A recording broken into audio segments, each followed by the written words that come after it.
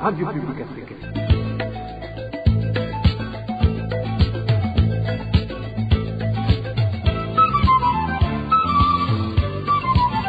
Radio Publique Africaine.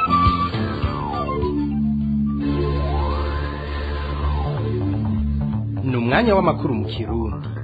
Mukaba muyashyikirizwa na Marie-Ange Irakoze. Ikaze ni gwanyu mwebwe mwese mwahisemwe gukurikira amakuru mushikirizwa ni radio RPA ijwi ry'abanyagihugu. Turi ku munsi wa gatandatu genekerezo rya 2010 umwaka wa 2023. Amakuru twabateguriye agizwe n'ingingo nkuru zikurikira.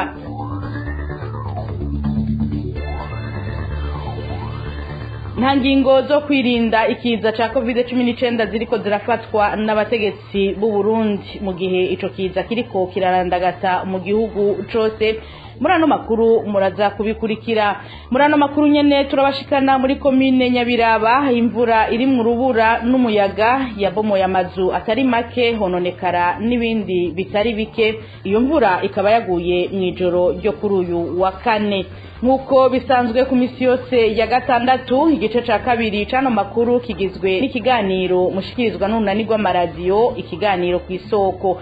Uyu musi tugaruka ku ngingo yashikirijwe n'ubushikiranganji bw'ubutungane ijanye no gutezurira abanyororo bagirizwa ivyaha bito bito. Saya gusa hari n'ayandi twabateguriye mukanya inkuru imwe kwayo sangwa ikaze.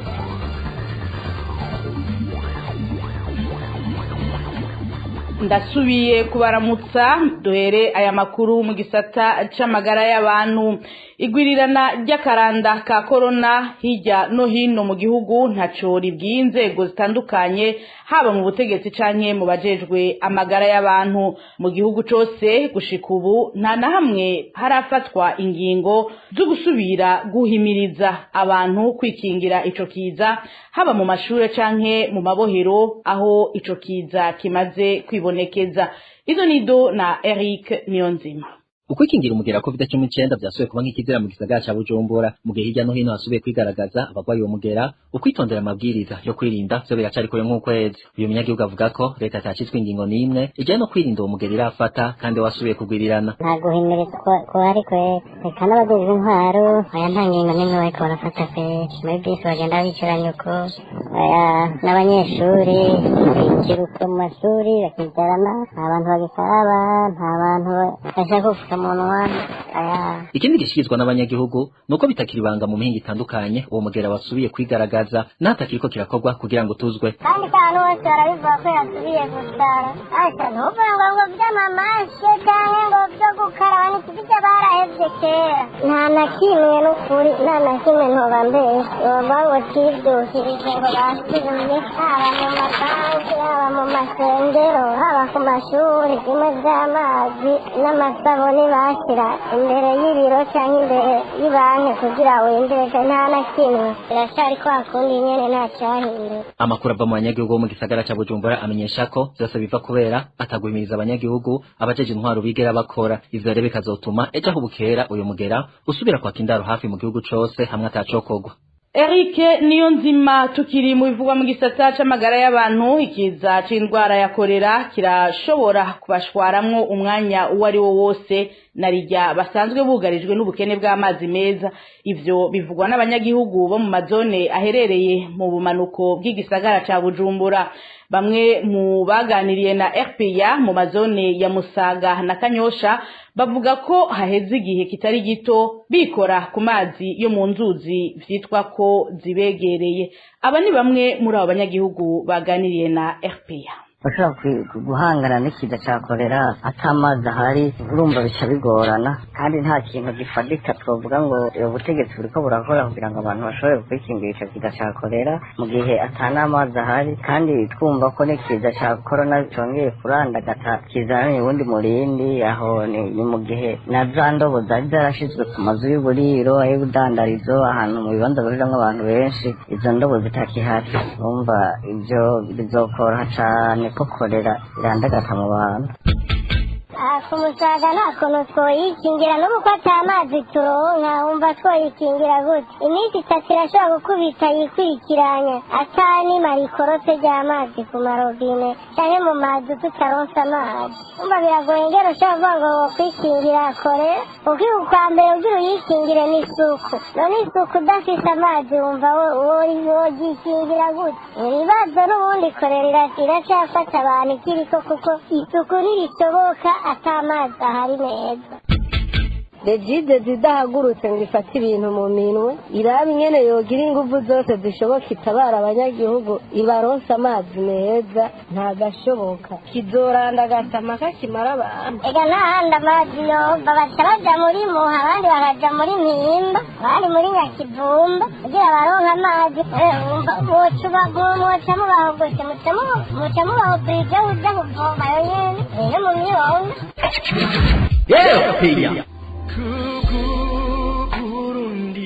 ijambo ni rwawe ijambo ni rwawe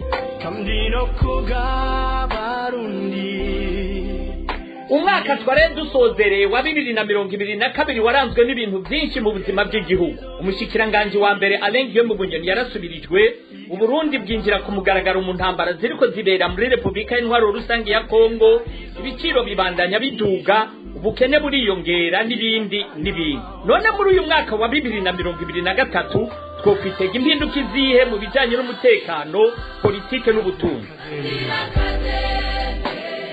mu kiganiro ijambo ni rwawe cyo kuri uyu w'Imana igenekerezo rya 2022 nzeru umwaka turimwo kuva igihe cy'isaha 11 z'umugoroba ku masaha y'Ibujumbura abatumire bazokwerekana bongere basesangura ibibazo byo gukurikiranira hafi muri uyu mwaka Nkuko nari nabibabwiye mu ntango zano makuru amazu arenga 30 yarasambutse ibitungwa n'ibitegwa birononekara kubera imvura ivanze n'urubura n'umuyaga mwinshi yaguye kuri uyu wa kane mwijoro ku mitumba ya Nyabibondo na Mukonko iri muri zone Matara komine Nyabiraba mu ntara ya Bujumbura abanyagihugu bashikiwe n'izo ngorane ubu barifumbereje babuze ayo bacira nayo bamira bagasaba imfashanyo kubagira neza n'uwo wese afise umutima w'ikigongwe iyi nkuru twateguriwe na Elvis niyo mwungere abanyagihugu bo ku mitumba ya Nyabibondo na Mukonko yo muri komine Nyabiraba barifumbereje kubera imvura ivanze n'urubura n'umuyaga mwinshi yaguye kuri uyu wa kane igahitana ibintu bitari bike nk'uko isoko ryacu nk'ayo Nyabiraba rimenyesha ngo amazu amasengero yarabomotse hamwe n'imirima yononekaye uyu munyagihugu aratubwira uko vyifashe maze yaragurutse mashengero imirima yose yononekara nka byabo nka byose byaraye vyononekaye abantu bose baguye mu kangaratete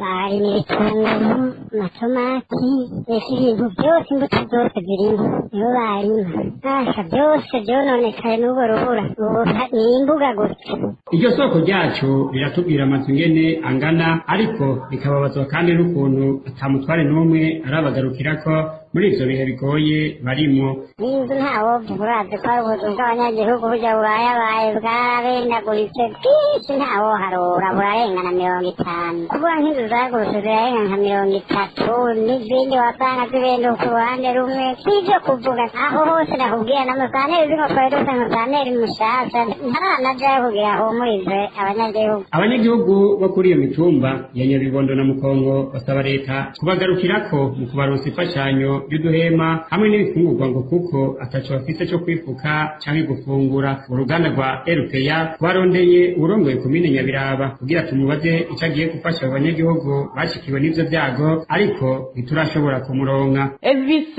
niyo mwungere tukivuga ibijanye n'ivyo imvura yononye ku muhingamo ku munsi wa gatatu ku mitumba itandukanye yo makomine ya Gatara na Gahombo naho nyene haraguye imvura nyinshi ivanze urubura n'umuyaga abana babiri barakomerekeye amazu n'imirima n'ibitungwa birahasigara abanyagihugu bakozwe ko niyo ntureka basaba abo bagarukira ko ni mu gihe gushika ubu atamutegetsi n'umwe arabaserukako Dani Claire iratwumva adushikane mu ntara ya Kayanza imitumba yahuye n'intureka y'imvura hakononekarira ibitari bike ni Nyakivobwa Nyamikoni na Gahombo yo muri zone na komine Gahombo hamwe na Kibayi Kanyankuru Munini na Mbirizi yo muri zone Mbirizi komine Gatara.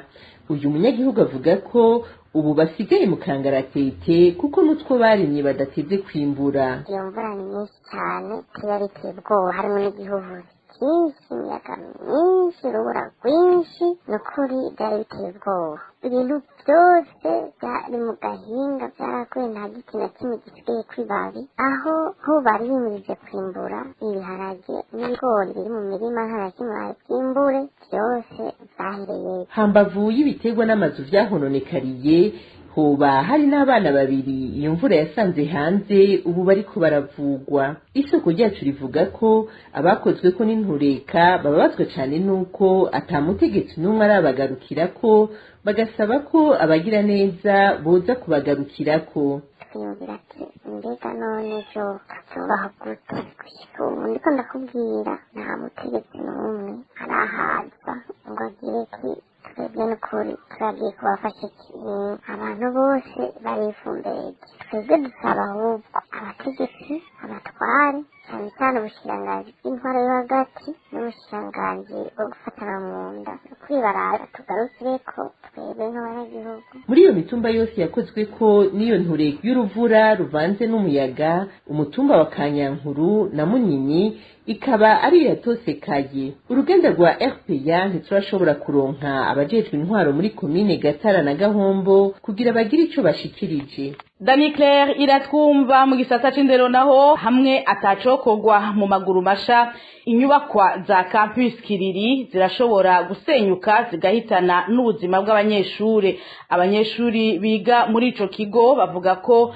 rimwe na rimwe iyo imvura iguye baca bahagarika ivyigwa kubera kuvigwa n'amazi ava mu gisenge.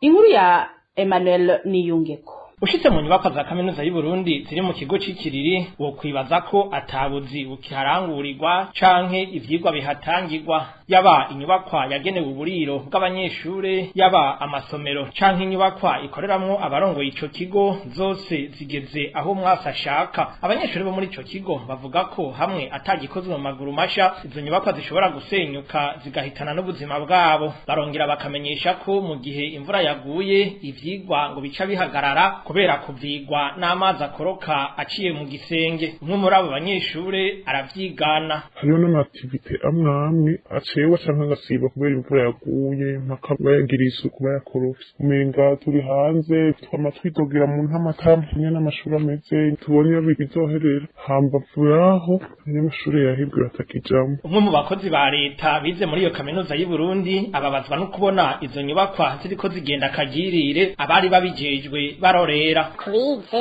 kuri kaminuza y'u Burundi ni umubabaro n'agahinda turavye ingene inyubakwa zayo ziriko zirononekara, akamaramaza kakibonekeza mu bigo vya Kiriri na Mutanga. Ivyo bikaba bimeze gutyo abategetsi ba kaminuza n'abajejwe igisata c'indero barorera kuko ata n'umwe azitwararika.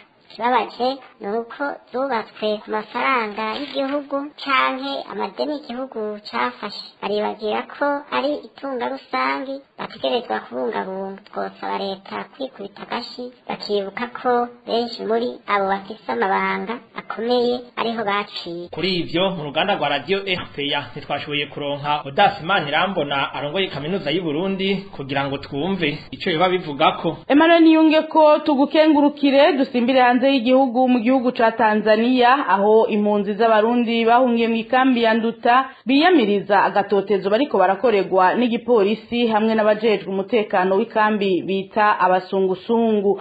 Abo barundi bavuga ko haciye indwi zibiri bariko baraburabuzwa iyo bariko bararondera inkwi, bakamenyesha kandi ko abafashwe baca baja gufungirwa mu kibanza kitazwi, bakanakwa uburenganzira bwo gusubira kwitwa impunzi muri ico gihugu. Uyu ni umwe muri izo mpunzi z'abarundi ho mu ikambi ya Nduta abitwiganira. Ibyo bihano ubuhoho byaje ku murindi uko makomeye haraciye indwi zibiri. Ibiharage bariko baradupokezana ibiharage rimwe byumye byaciye mu muyaga nkuba. Ibyo biharage ntibisha, none tuzosigara turabirya gute? Tuzobirya ari bibisi? Ni ukuvuga ngo uno munsi umuntu avuye gusenya urukwi, naho yobuzanye rumwe bararukwaka bagaca baguterera mu modoka bakagutwara. Rero tugasigara twitegereza iyo mpunzi aho baba bayitwaye ntituhamenye. Bamaze gufata nk'abantu bashika ku ndwi bavuye gusenya kandi ruko baruzanye ku mutwe ari rumwe gusa kuko impunzi twaramaze kumenya yuko kuzana umuganda ko bidashoboka urukwi rumwe umuntu bararumwaka sabara baho baruta bagashobora mutwara n'imodoka kandi abantu bamaze gufatwa nabo ni benshi kandi abenshi baragenda benshi baza bazwe n'ubuhungira batwe amafomo rero bamwe n'ubu baracafunzwe ntituzi aho bafungiwe kandi benshi rero nibo bamaze iminsi bumva bariko baraduga mu gipaca kwiyandikisha ntibariko bariyandikisha ngo baratashe kuko ngo babishaka oya ni aka gatotezo turiko turagirirwa amasoko uhereye ku busoko bwose abantu bakunda gukoranirako bariko barasuma ubu nta muntu n'umwe ajayo usanga hari umupolisi umusungusungu umupolisi umusungusungu ubu utwese usanga turi ahantu twifashe ku munwa atani ijambo rimwe dufise ni ukuvuga ibi bihano turimwo birarenze neza agasakisaki ubuhoho byarenze rero nico gituma dusaba ko twotabarizwa ibiro vy'uburongoye ikambi ya Nduta bifadikanije na HCR hamwe n'ishirahamwe DRC ryasohoye itangazo ritumirira kuri uyu w'Imana impunzi zose zo muri iyo kambi kuza kwigishwa ibijanye n'amategeko azobagenga. Izo nyigisho zizomara indwi zikazotangwa na sentare ya district ya Kibondo, igipolisi hamwe n'igisata kijejwe uruja n'uruza muri Tanzania. Mukanya duhereza ya makuru ku kiganiro kw'isoko. Mu kiganiro kw'isoko cuno munsi tugaruka ku ngingo y'ubushikiranganji bw'ubutungane yo gutezurira abapfungwa bagirizwa ivyaha bito bito. Kw'isoko mugishikirizwa na Emile Nibasumba.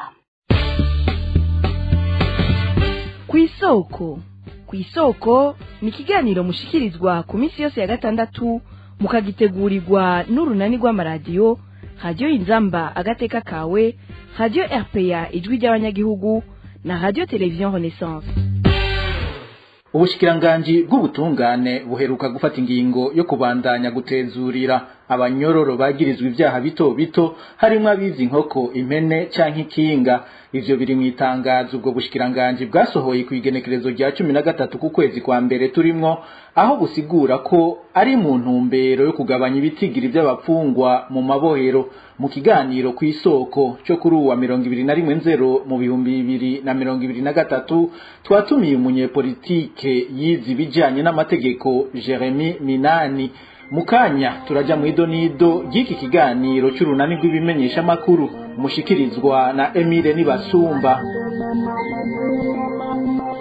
Umushikiranganji w'ubutungane asigura ko naho hari ingingo zitari nke zimaze gufatwa zo gutezurira abafungwa nk'uko vyasabwe n'umukuru w'igihugu, n'ubu baguma rumurengera mu mabohero ahari kuja abapfungwa 100 ngo hakaba harabangana 284. Umushikiranganji Domine Banyankimbona akavuga ko ari cyo gituma yafashe ingingo yo gutezurira abagirizwa ivyaha bito bito. Kuri uwa kabiri umushikiranganji w'ubutungane Domine Banyankimbona yari yatumiwe mu nama nkenguza amateka.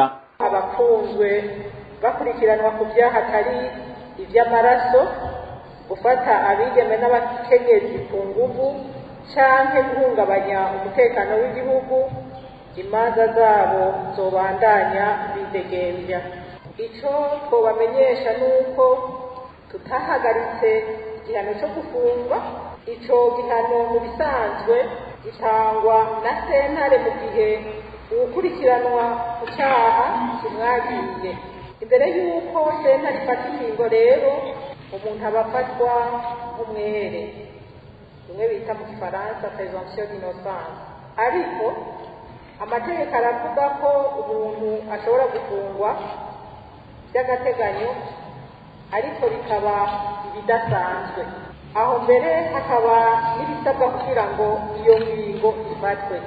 Ko rero umuntu akurikiranwa ku cyaha gito aburana yidegembya, nta nkurikizi ihari, ahubwo ni byiza uravye ibibazo biri mu mabohero bituma abafungwa bagabanuka, abasigaye nabo bakabaho buryo bwubahiriza agateka ka zina muntu. Kuri mikro ya bagenzi bacu bo muri televiziyo Renaissance, urongoye umugambwe RDB yize n'ibijanye n'amategeko Jeremy Minani avuga ko ivyakozwe vyari kuba vyakozwe kuva kera kandi ko impingi ikiri ndende.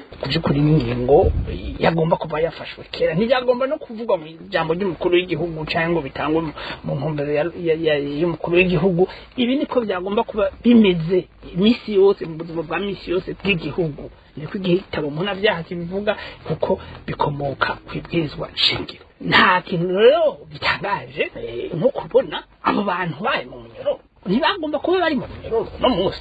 Rero ikindi umuntu yogaruka ko bikomeye nuko iyi ngingo yagomba gushika kure, bagomba kwibuka ibihumbi n'ibihumbi by'abantu bafungiwe ubusa bazira imvo za politiki. Aba bobo ntibagomba no gukurikirana, bagomba kwibuka abantu bacibwa imanza bakezwa icyaha mugabo bakaguma mu munyororo. Bamwe mbere bakaba bejejwe n'urubanza rwa ntabanduka, abandi ugasanga bejejwe umushikirano wa Repubulika agaca adendekeranya kunguruza urubanza, umuntu agaca gumiza mu munyororo. Kandi igihe itabonana byakivuga yuko naho umushikirano wa Repubulika yokunguruza umuntu yejejwe icyaha agomba gucarekurwa.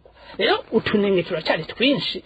Iyi ni ntambwe ntoya cyane izobishitswe ko impengera cyari ndende kugira ngo dushike ku butungane ku by'ukuri bufunga umuntu mu gihe mu gitabo cy'amategeko cyacu kibivuga, mu gihe hari ingingo ya nyuma yonyene iba ishoboka gufatwa. Cyane cyane nk'abo bantu bakoze ibyaha bito bito, hariho n'ibyaha naho umuntu yokwazwa n'icyo cyaha ataragomba kuja mu munyororo. Ibintu byumvikana n'ubutungane bugwaye, nta uzi ko ari ishaka ryo guhindura ubutungane cyangwa ko ari imvo ya politike cyangwa ikindi kintu kinigeze mu mugabo, kuko namba ari kugira ngo ubutungane bukore neza agateka kandi na muntu kubahirizwe. Nibaza yuko ingingo idashika aho yagomba gushika. Umushikiranganje w'ubutungane Domine Banyankimbona yamenyesheje ko gushika kwa 12/0 amabohero yo mu Burundi yari mu bapfungwa barenga ibihumbi 12,300 mu gihe yaragenewe kwakira abarenga gato ibihumbi 4,300.